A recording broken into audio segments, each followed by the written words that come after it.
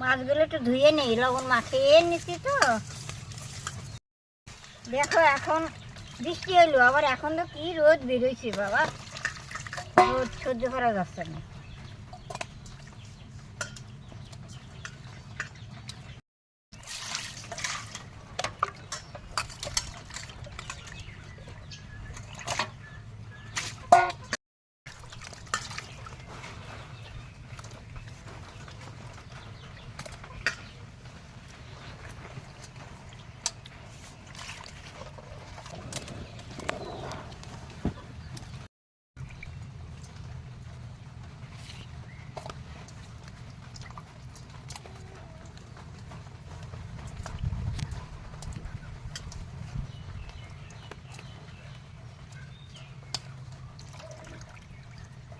আমার মাছ ধোয়া হয়ে গেছে, কি যে রান্না করি ভিডিওগুলো দেখো।